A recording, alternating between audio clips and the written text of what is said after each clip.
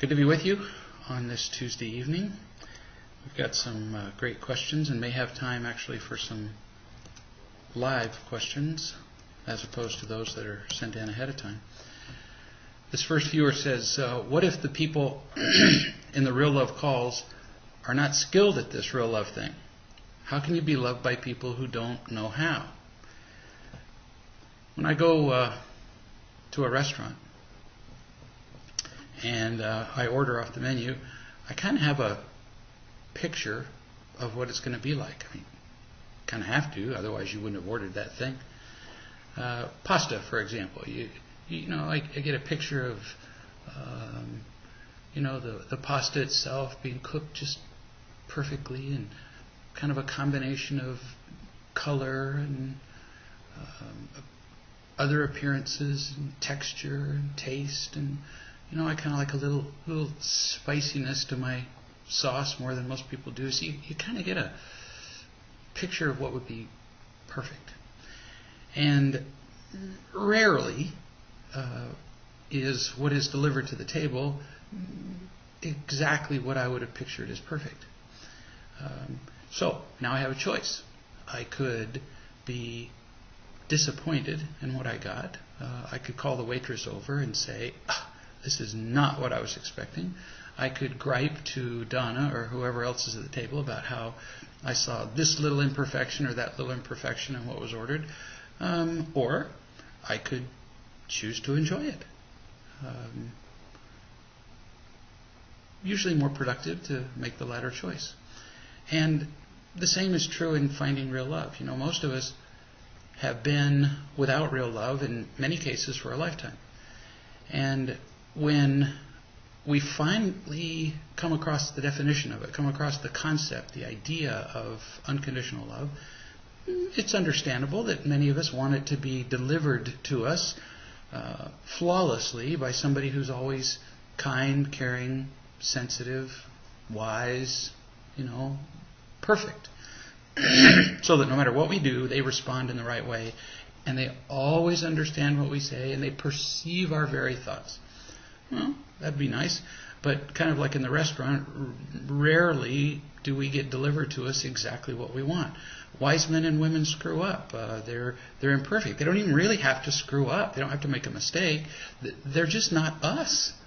And so very unusual to come across wise men and women who just beautifully, perfectly perceive what we're trying to say and understand our feelings and everything about us. After all, we've lived with our feelings and thoughts and experiences for a lifetime, and they're hearing about them for a few minutes.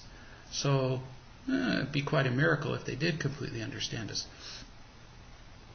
So we could focus on the little imperfections, the little mistakes that they make, the little differences between even the good that they do and what we perceive as ideal, or we could appreciate what we get, and by appreciate I don't mean be grateful. We tend to use the words synonymously, and they're not. Appreciate as in value, see what it is that they're giving us, and then be grateful for it. And I don't mean necessarily grateful to them, just grateful.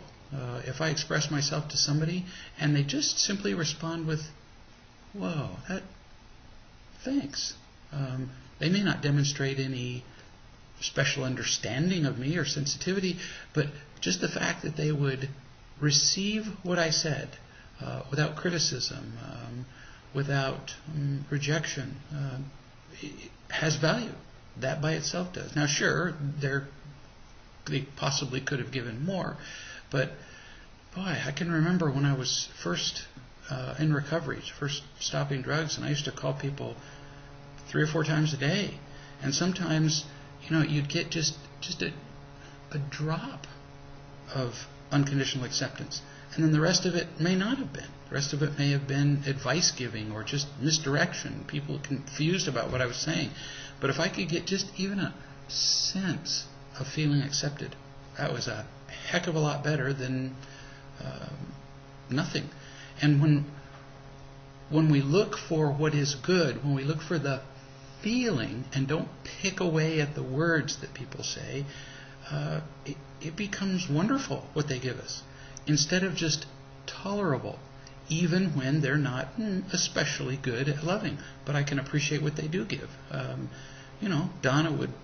My wife, Donna, would love to have a perfectly loving partner. Well, gee, so sad. I'm not. And instead of whining about that, she's grateful for what I can give and accepts it.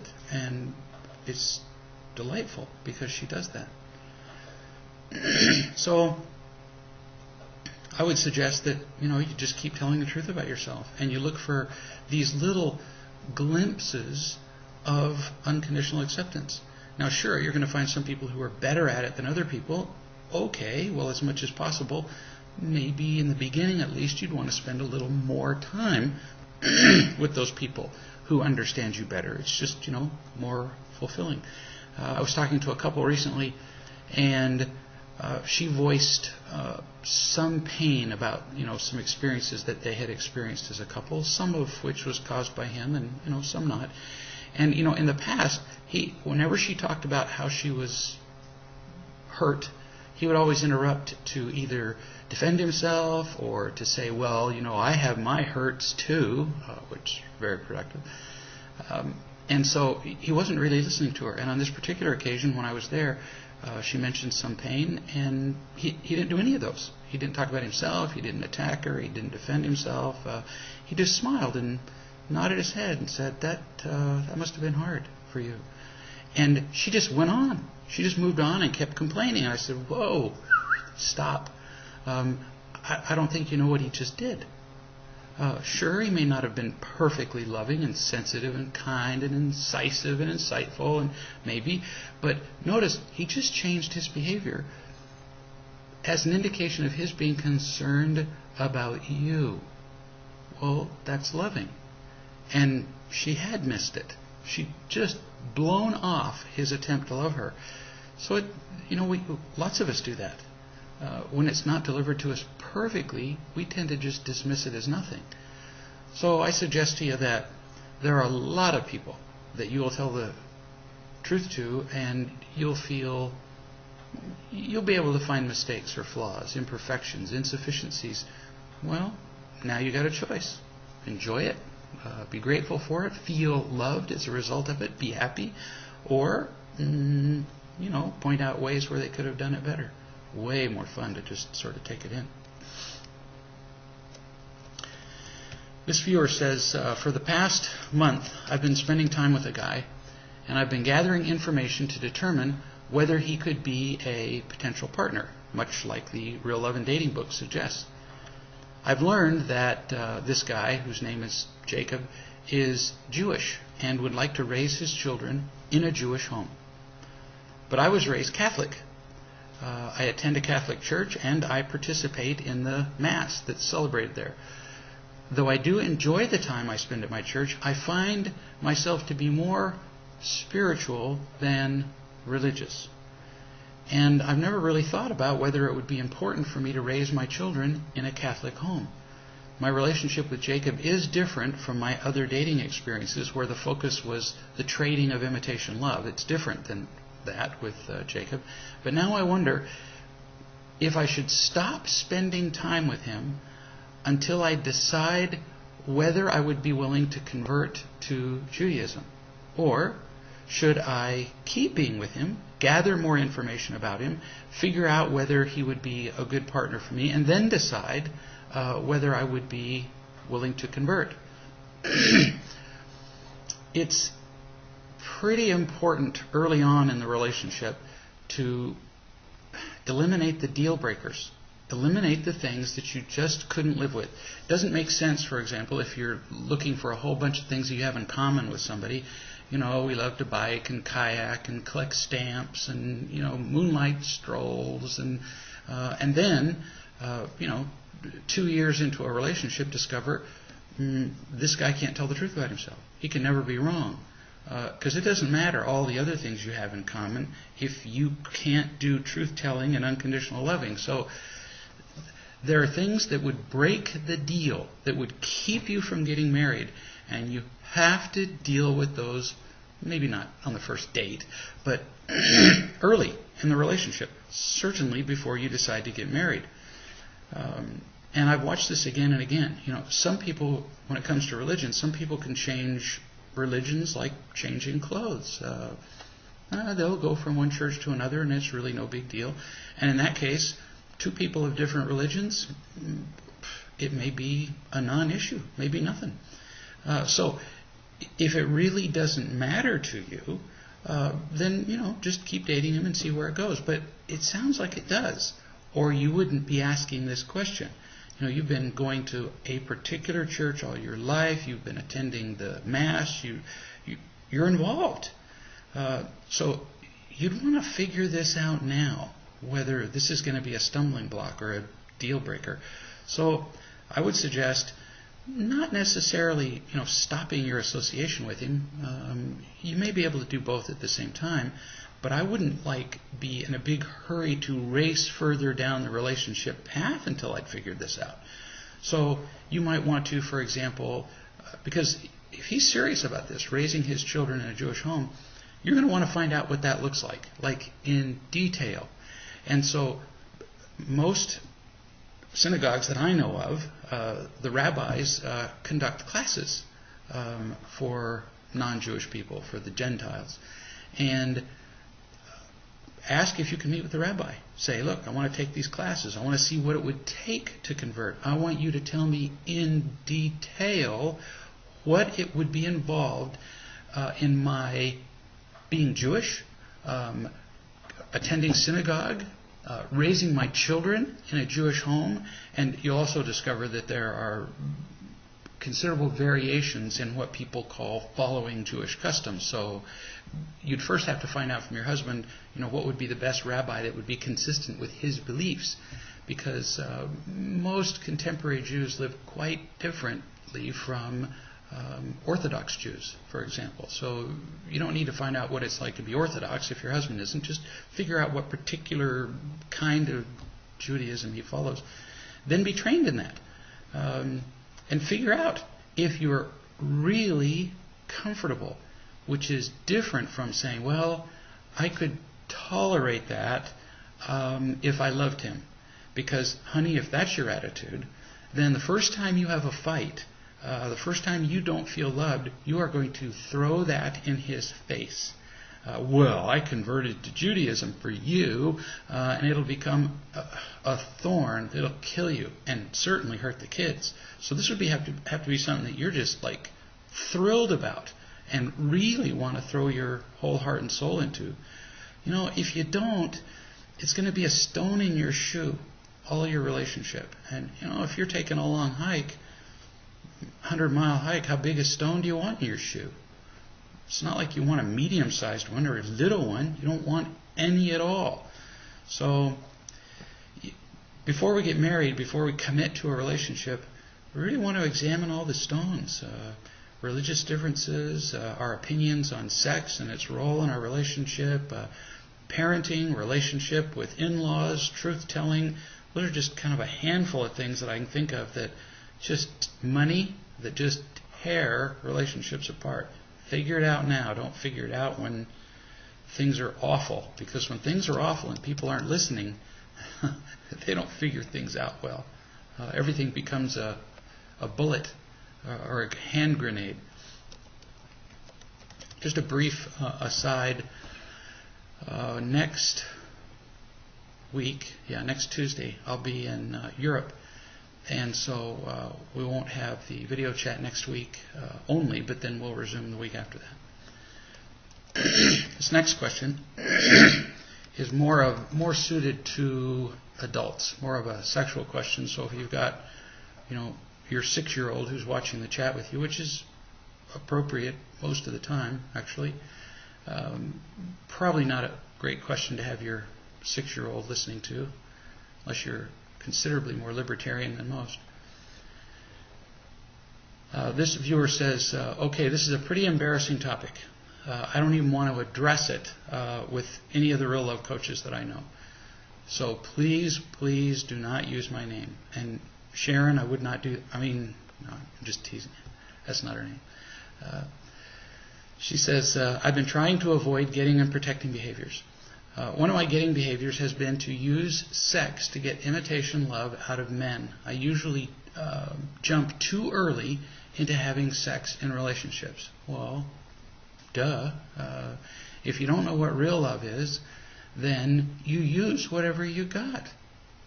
So, if you're flush with power, then you'd use power to attract people. If you're intelligent and witty and social, you'd use that to attract people. If sexual attraction is one of the more prominent features you have to offer, then understandable that you'd use that. Now, the downsides are enormous. We'll talk about those in a minute. But very understandable. Doesn't make it, wise or loving or right, but easy to understand why you would. So you can feel ashamed about it or just see it. In which case then you gain the ability to begin to make different decisions. But you continue. Right now I'm really trying to not date or use the behaviors, and I'm working on me. But I have found that I have been more frequently fantasizing, and that can lead to masturbating. So what's the real love perspective on this? Is it a getting and protecting behavior? I'm definitely getting pleasure out of it, but not expecting that pleasure from another person. So, how does it fit in? In your suggestions, sex is best for marriage, but I've bitten the apple in the past and at times have a desire to have that type of pleasure. I would really appreciate your perspective on this topic. So keep it, again, simple. It's about love. And what we want is to fill our lives with as much unconditional love as we can find, and the ability to share that unconditional love with others. If we do that, we'll be happy. If we do anything other than that, it tends to become a huge distraction. And kind of like I was saying before, if you're on a long hike, how big a distraction do you want in your shoe? If you're studying for the most important test in your life, for example, that will determine what you do forever, as you're studying, do you want to be distracted by somebody banging on the ceiling upstairs, by loud music that's incompatible with what you're studying? Do you want somebody sticking their head in the room and interrupting you constantly? If something is sufficiently important, you don't want any distractions. And, in life, sex is a huge potential distraction. I emphasize potential because, it's not always. We'll get to that in a second. And it's a distraction because, in sex, the offerings of praise, power, pleasure are just huge. Perhaps, more than in almost anything else. Certainly that combination, just rich harvest of those forms of imitation love. Now, can sex be used positively in a real love relationship? Sure, but notice what I just said. Sex can be a positive contribution to a relationship based on real love. So, you better be sure that your relationship is based on real love. If you do it the other way around, we'll have sex first and then hope to build a relationship on real love. Can it be done? Yeah, it's theoretically possible. And, it certainly happens in marriages where it's just all imitation love and they still have sex, but manage to arrive at a real love ending. But, if you start that off first, it's very confusing to people. So the distraction and negative consequences of having sex are pretty obvious when you're talking about going outside a committed relationship. So, if a guy's married and he goes and has sex with other women, not only is it a distraction, but it causes harm to his ability to be loving, it causes harm to his partner, it causes harm to the relationship. That's, pretty obvious. We've all seen the disaster that results from affairs. But sex can also be used as a form of imitation love in committed relationships, in marriage. It's not like, we're married and so now sex will always be about real love. No, not true. So even in marriage, we still have to watch how we use it. And, one of the big clues is compulsion. If I feel a compulsion where I have to have it, and then I use my partner to satisfy my compulsion without being considerate of her, then it probably is a form of imitation love, and is something that I just at least need to be looking at as I make future decisions. What few people appreciate, so we talked about sex as a form of imitation love outside of our relationship, in our committed relationship, and few people appreciate is the potential for sex by ourselves, masturbation. It can also be a huge distraction. There are lots of pleasure, that's obvious, but it's also a release of tension. It's a way of eliminating both emptiness and pain. Very much like a drug, very much like cocaine. And having now spoken to thousands of people, I know many, many people who use it in that way, both men and women. When things get painful, poof, they go straight to that, and they get, they feel better. Duh. But the problem with that is, it's not that they feel better, it's that then becomes a substitute for what they might have done, which is talk to somebody and feel unconditionally loved. And it becomes even harmful in itself, because as I feel compulsively drawn toward masturbation with or without porn, still there are the fantasies involved, and we tend to objectify both sex, the pleasure, and other people. So the people that I know who habitually masturbate tend to see the people around them, whether it's the opposite sex if they're heterosexual, the same sex if they're homosexual, they tend to see them, it's not intentional, but they look at them and they start fantasizing, because it leads to, their fantasies lead to that pleasure that they keep indulging in over and over, even though they're doing it by themselves. And so you could maintain, well, but they're not really hurting another person. Yeah, okay, you could maintain that. There are cocaine users who don't hurt another person. They're not married, they don't have kids, they sit alone in their houses and they use cocaine, so who are they hurting? What if they're on a pension, for example? So it's not like they're cheating their employer, they're not cheating anybody else, but they're destroying themselves. And you can do the same thing with, self-induced sexual pleasure. So it's something just to, think about. I'm not going to tell you do or don't do anything, but the dangers are huge. And having now talked to a great number of men and women who indulge in frequent masturbation, or even just regular, it doesn't have to be an everyday thing, it's a distraction. And I realize that it does go against the standards of the world, which increasingly are no standards at all. Because in the world, we joke about it. Oh, comedians refer to masturbation in their skits. They make gestures that indicate it. It's just something that we laugh and titter about. Well, if we thought it was such a good thing, do we ever laugh and titter and tell little jokes and, kind of tuck our head and chuckle about loving service? Never see anybody do that. So there's an element you can see that people sense that there's something not quite right about it, and it's just something to consider.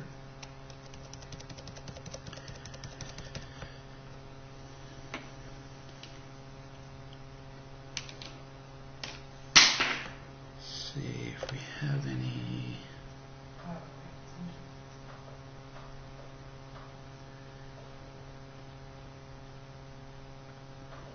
Just looking for a live question here. Forgive the pause. Here we are. I've been with my girlfriend now for several months. I love doing things with her. She can be very loving, but she does something that bothers me a lot. When she sees her friends, she's very affectionate with them. Oh, you can invite your kids back in now if you want, if they ever left in the first place. She throws her arms around them and hugs them, and she does that with her guy friends too. Sometimes even with an ex-partner. And I hate that. I just don't think that when a woman is with a guy, and they've made a commitment to each other, that she should pay that kind of attention to other men. So think. What do you love about her? Almost certainly, you love the affection that she pours on you. You love the attention that she gives you. That sort of outgoing personality that you just described was almost certainly one of the things that attracted you to her. But then, when she's with other people, you want her to become a different person. So, it's like a switch. Turn it on with me, turn it off with everybody else. On, off, on. That would just make a partner nuts. So you really don't get to control your partner. It's pretty demanding to insist that she'd be different. Now, if she's flirting with other men, and anybody who can't tell the difference is a little blind, although when you're a little jealous, as you are, you might be blind to this. But most people can tell the difference between flirting and just being happy to see somebody. If she's flirting with them and paying no attention to you, sharing intimacies with them that she doesn't share with you, it might be worth talking about. But if she's not, honey, what attracted you to her, she's going to also be sharing with other people. Now, you might say something like this. You might say, when you're around other men, most especially men that you've had a sexual relationship with in the past, then I get a little insecure around that. I don't feel loving enough for you to treat them like they're old buddies. I have worries that somehow you will share with them what you wouldn't share with me. And so I'd be grateful that, if you just were aware of that. But the most important thing is not controlling her, it's loving her.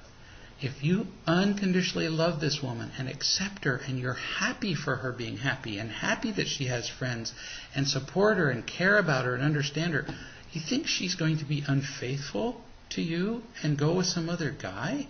The odds of that are just tiny. So it's about loving. You reach out to grab a hold of her and tell her what she has to do or not do, then she will leave you. And in great part, you will have caused it. So the more accepting and loving we can be, the better. You'll get a lot more out of that than you went out of trying to stop her from being who she is. Here's a viewer who says, my two sons created artwork for the state art contest. At the last minute, when I told them that they needed to fill out the application, they both said they did not want to enter. I felt like they decided not to do it because they were being lazy and just didn't want to fill out the application. My youngest son has a couple of times in the past realized that he wanted to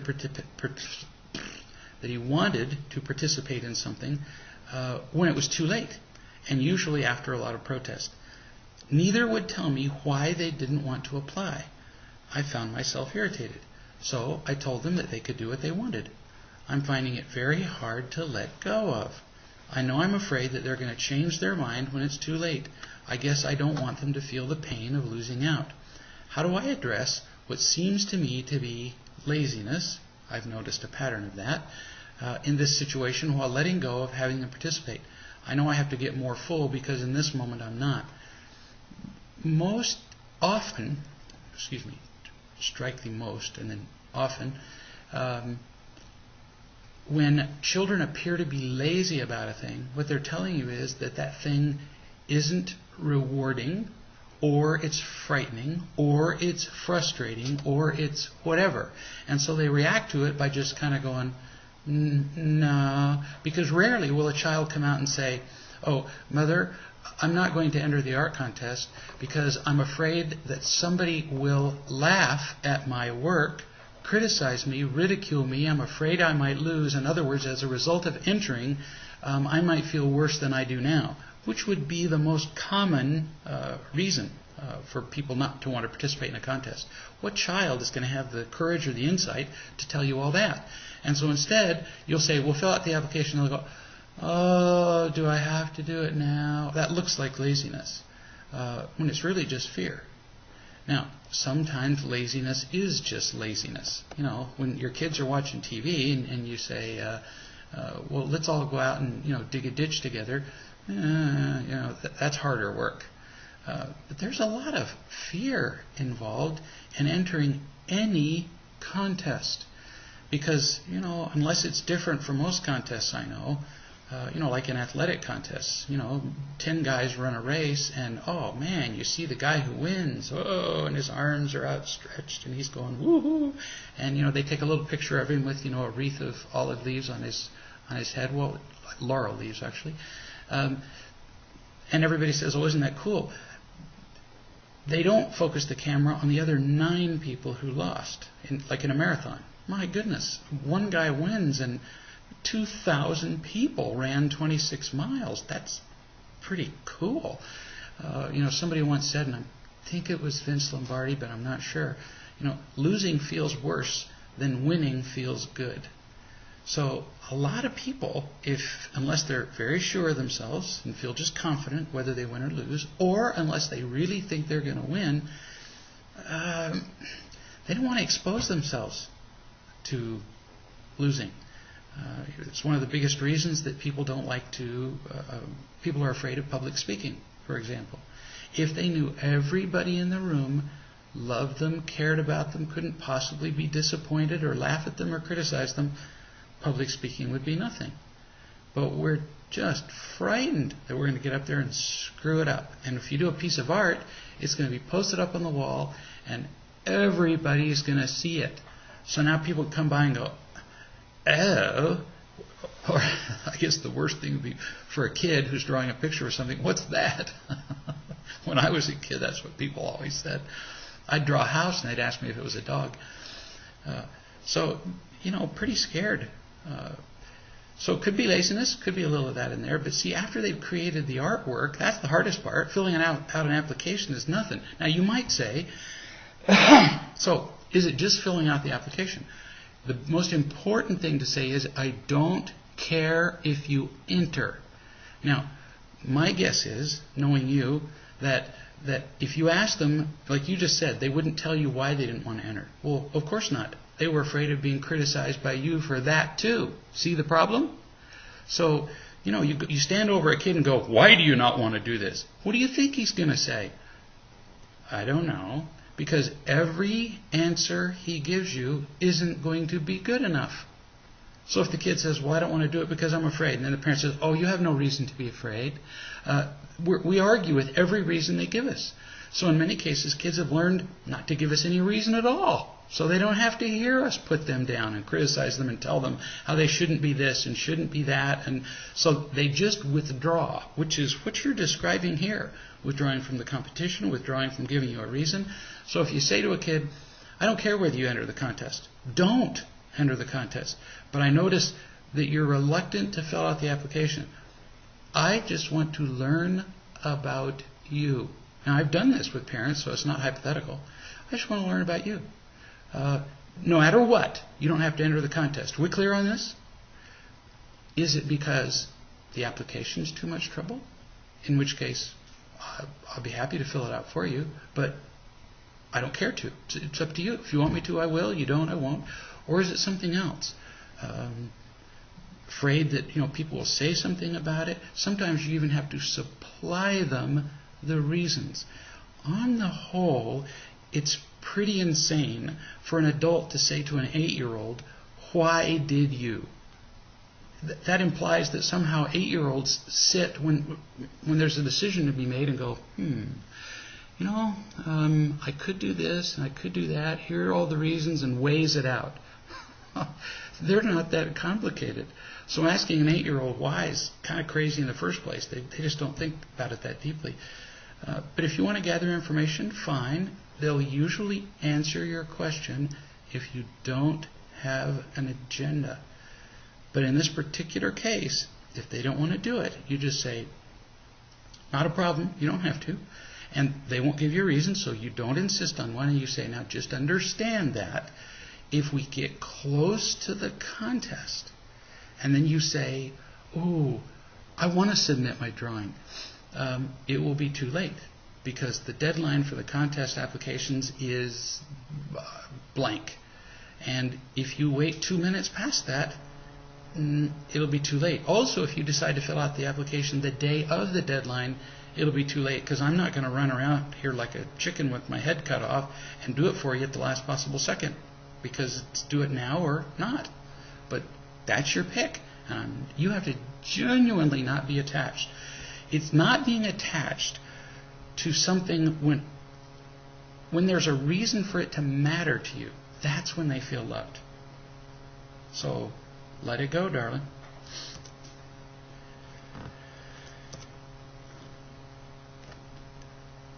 Here's a viewer who says, why does Real Love work so much better than 12-step programs, since they both rely on truth-telling to others?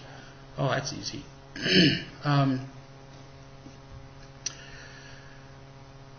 Having attended, several hundred now, 12-step meetings, I'm not, mildly experienced with that. And having attended a few more than that Real Love meetings, the difference is pretty apparent. When 12-step meetings do work, I think it is based on the fact that we feel some measure of unconditional acceptance from other people, because for those of you who don't know, kind of the overall pattern of 12-step meetings, which applies to those who are addicted to alcohol, drugs, eating, gambling, shopping, spending. I mean, there's a 12-step meeting for just about anything. And the essence of these meetings, although they can vary from one organization to another and one place to another, but overall, in these meetings, we tell the truth about ourselves. So to just make it very simplistic, I would go into an AA meeting, and I would stand up and I would say, my name is Greg, and everybody would say, hi Greg, and everybody smiles, and I'm in a room full of people who understand my addiction. That's a big help right off, a measure of acceptance. And then I say, I've been sober now for 2 days or a year. So I say I've been sober for a year, and who knows? People might say, way to go. They might clap, whatever. And then I tell my little story, and I say, life was a mess, and then I quit, and things are improving, but I'm glad I'm sober today. And I sit down. And that can take anywhere from, 5 seconds to several minutes. And then it's over. Well, the problem with that is that all I've really talked about is my single addiction. So if I'm in an AA meeting, Alcoholics Anonymous meeting, I'll talk about my addiction to alcohol. And I say, I've been sober for a month. And I sit down, everybody goes, way to go. Well, is that the truth about me? Well, it's one itty-bitty little teeny truth about me, but I haven't told the truth about how I'm empty, afraid, alone, how I attack people, how I'm angry, critical, how I act like a victim, how I withdraw from people, how I tell lies all the time, how I'm destroying my life with all these other addictions, how I use porn at home, how I shop all the time, how I scream at my wife and my kids, a million things. I don't talk about those. But I talk about one addiction that I'm not using now. Well, shoot. You can avoid the use of alcohol and still completely destroy your life. In fact, most people do destroy their lives without the use of alcohol. So I need more help than that. And people in these meetings, on the whole, do not give feedback. So they don't say, how's it going with you and your wife? In fact, in virtually every meeting I've ever been in, that is utterly forbidden. You can't stop and ask somebody a question. And yet, in Real Love meetings, that's pretty important, because very often, if I'm blind to a thing, I'm blind. So if I can't see it, I'm not lying about it, I'm not hiding it, I can't see it in the first place. So if there's a behavior that I'm using that I'm blind to, somebody from outside me is going to have to say, so, Greg, honey, have you noticed that you keep talking about this and this and this and this? What's your part in that? Or what about your kids? And what about your wife? And things other than just a single addiction. We need help.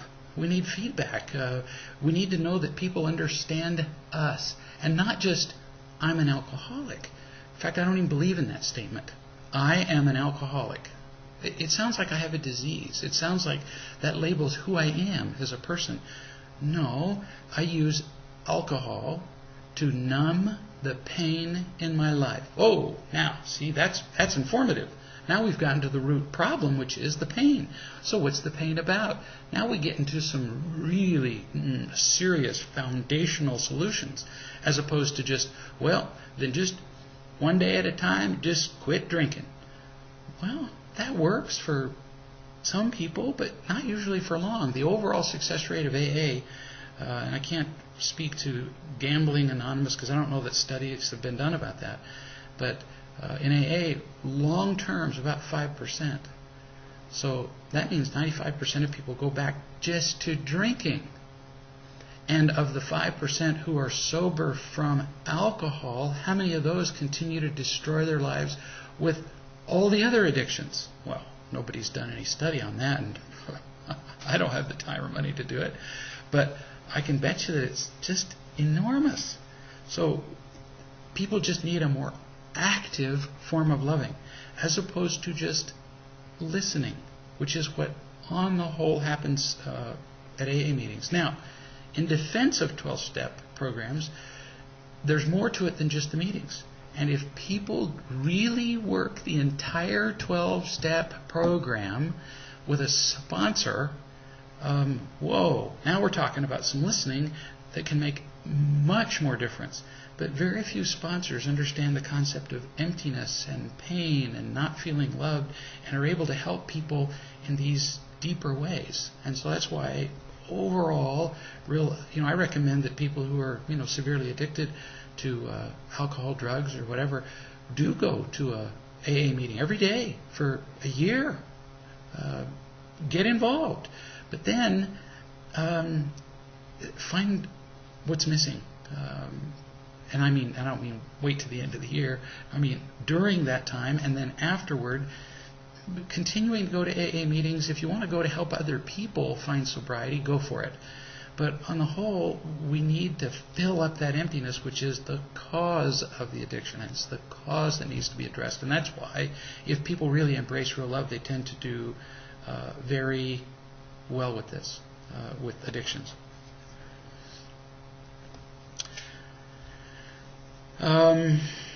This viewer says, lately I've been feeling incredibly dumb. Well, bless you, because I've been feeling incredibly dumb my whole life, and you've only been feeling that way lately. I'm feeling this way because I am being dumb. A big part of it is the health issues that I have and the cognitive problems that they have caused. Those of you who are not familiar with that word, the thinking, ability to think. It's very frustrating to me. I feel my mind moving in slow motion. My thoughts become easily muddled, and overall, I can feel my thinking processes deteriorating. Although it's not readily apparent to those around me, internally, this is a huge shift, and I'm feeling less worthwhile as a result. I see that this problem can be traced back to childhood, having earned conditional love and approval through academic success. Oh, I know that snaky road. It's now deeply ingrained in me that smart equals lovable and stupid equals unlovable. Oh, honey, have you ever got that down? I mean, when I'm in meetings and I talk about our behaviors being stupid, you can see almost the whole room just go, ugh. Call me anything, but don't call me stupid. That belief continues, even knowing logically that it's not true. The few people that I have spoken to in the past about this understandably thought that I was fishing for a compliment. Oh, of course they would. If you said, well, I'm just not thinking as clear. Oh, no, they'll tell you. No, you're still the smartest person I know. And we see that kind of thing so often that we do see it as fishing. Like when a woman says to her husband, oh, I look fat in this dress. That's not what she's saying. She's saying, tell me I don't. And so then he has to kill himself, saying, oh, no, sweet cakes, you look thin as a rail in that dress. And so usually when we say something negative about ourselves, we are fishing for compliments. So yeah, I get that. So when you talk about how you're not thinking clearly, people think I'm fishing for a compliment or seeking reassurance that it's all in my imagination. Which of course, and see, this is exactly what we do about so many things when people tell the truth. We tell them, no, that's not true. You're doing just fine. Or they talk us out of our feelings. I'm feeling so sad. Oh, no, you don't have any reason to be sad. Look at all the good things in your life. Well, okay, all that's true. We do have a lot of things to be grateful for, but we can't feel loved until somebody's really listening to us. And they can't tell us, no, it's not true, and really be listening. So I understand what you're talking about. These responses are not helpful, because in saying, no, you're not stupid, don't be ridiculous, they just solidified in my mind the idea that I can't be both stupid and loved. Exactly. So like when I had a woman say to me, well, I'm just not beautiful. What almost everybody would say is, oh no, you are. And I said, well, relative to the standards that many people call beautiful, you're not. You're not them. You're not the chicks on the cover of People magazine. You'll never pose for Cosmo. True. What matters is, can you still be considered beautiful as a human being overall? And that's a whole other discussion. But people have to feel heard first. So when somebody tells you, oh, I'm so terrible, or I'm so stupid, listen to them. So tell me why you're telling me that you're so stupid. And then they give you some reasons, and you go, okay, well, in those things, you're stupid. So what do you want to do about it? People can't feel accepted till you see them. And you can't deny what they're saying and see them at the same time. You continue. I'm acting. I keep interrupting you. Of course, it's written, so I can interrupt you anytime I want. Where were we? I'm acting like a victim and resenting having gotten sick. I'm also protecting myself by avoiding situations in which I may say stupid things, respond slowly, or otherwise embarrass myself.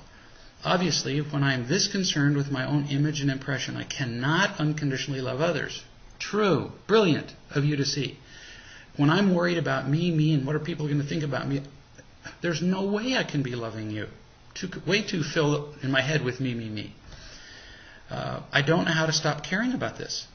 It's a huge waste of energy and potential love I could be giving. So, experiment in the real love community especially with telling the truth about yourself and saying, now, I don't need anybody to tell me this isn't true. You just say, I'm sick. I'm physically sick. And it's impaired my ability to think. And this is just a brief parenthetical comment on my own. Anytime we impair any part of us, it impairs our ability to think. If you're trying to do complex reasoning and I stab a fork in your foot, you're not going to think very clearly either because you're being distracted. In order to think our best, we have to have no distractions. I turn on loud music, you're going to be distracted. I curse and scream at you, you're going to be distracted. You get a high fever, your brain chemistry will be altered to the place where you can't think at all. I give you drugs or alcohol. Pretty much any distraction impairs thinking. Thinking is just one of the highest order processes that we could possibly engage in.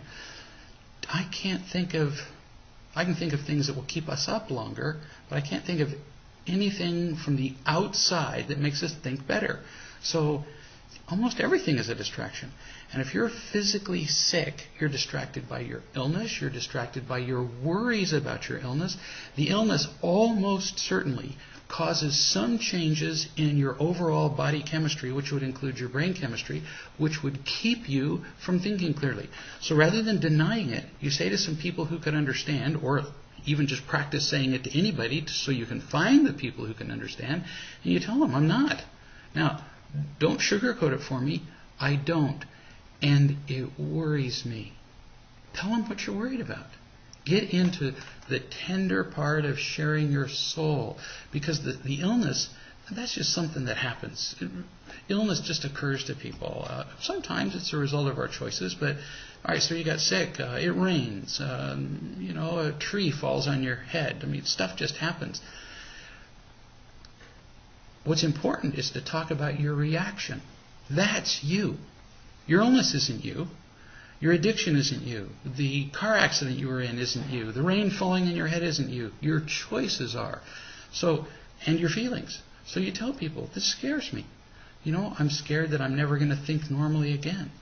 I'm afraid that in my present state, where I can tell that my thinking is slowed, I'm afraid people are going to laugh at me, criticize me, not care about me as much, think less of me. Bottom line, I don't think I'll be loved as much. I'm afraid I'll be more alone. And I've had times in my own life when, either through illness or taking a medication or whatever, I've not thought as clearly, and it scared me. I mean, what if this continues? What if I'm not able to function? What if I can't, and the list goes on. What if I can't, come on, if you can't think, what are the other things you can't do? And so I've just told a teeny group of people and said, it scares me, I'm worried about it. And what I needed to hear was, well, I'll bet it does. I'll bet it does scare you. That is a real potential handicap. And as you deal with this is them talking to me, I'll be here with you. I'm not going to leave you. So I can't take it away, but I'll be here with you. That's what I needed to hear. And I found some people who were able to say that. So I understand what you're saying. And if you can imagine me saying to you exactly what I just told you that I'd want to have said to me, I get it. This is scary stuff. Anytime we get sick, lose a limb, lose our sight, lose our thinking. I mean, losing thinking is probably the worst of all. That would bother you. I don't need people to be smart to like them anymore. Boy, I know a whole lot of very, very smart people that I don't enjoy being around. Still love them, still care about them, but smartness doesn't make you nice. I wrote a little thing on Twitter recently. How did it go? Donna's the one that told it to me. I don't know if I didn't credit her, I don't think. You can be happy if you're stupid, but you can't be happy if you're mean. Not being able to think clearly, still be happy if you've got people that are loving you and you can share the love that you have with those around you, whether your ability to think's impaired or not. So, really sweet question you're asking. Women who get PMS, by the way, are in a very similar situation. Many of them. Some women glide through PMS. Apparently, they don't have it at all. But that's a condition where your ability to think and feel is significantly impaired. And I've discovered that when women simply share with a few people around them and say, I'm nuts, I'm going to be crazy for the next 3 days. Not in the way the world says nuts and crazy, with a finger in your face. No, I'm going to be crazy. And so I just need your understanding, that's all. Then the whole thing was, the problem was really the frustration of it all. Not being understood by people and feeling afraid of their reactions. And when people support and love you, you can deal with it. Here's somebody who says, I received the following text message from my daughter today regarding an accomplishment of my grandson. I'm new to real love and puzzled over what would be a real love response versus an imitation love. Feedback. So your daughter said, Daniel did really well on his history test today. He's very proud of himself and wants everyone to know. So I'm telling you. So an imitation love response would be, oh, I'm so proud of you. That's the classic imitation love response. Because then when he doesn't do something like this, he doesn't hear the same thing. Kids are not retarded. So if my child does something great and I say, oh, I'm so proud of you, and then he doesn't do something great and I don't say anything, what does he learn? my father is proud of me, which translates to a kid as my father loves me, when I do great things. Oh, now this kid is trapped in an endless cycle of trying to earn my being proud of him, which is what the man was talking about who was, afraid of his being sick and not thinking clearly. He got trapped by exactly that. People early in his life, when he did great smart things, they said, "Oh, you are such a good boy." And that feels really good, but we know what it means when we don't do those things and we don't hear those words.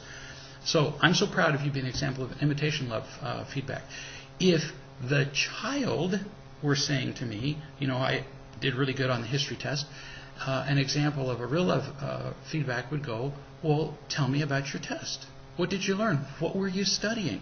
And he'll say, well, I was studying history. What did you like about it? What children love is you getting involved with them, not their score. So you got to, I think it was history. History. So you're studying the history of blank. Well, tell me about that time. What did you learn about the Native Americans? What did you learn about the Crusades? Wow, cool. When he tells you that, you say, I didn't know that. That's really neat. So how did you feel about, scoring well on the test? Did you feel glad that you'd studied, for example?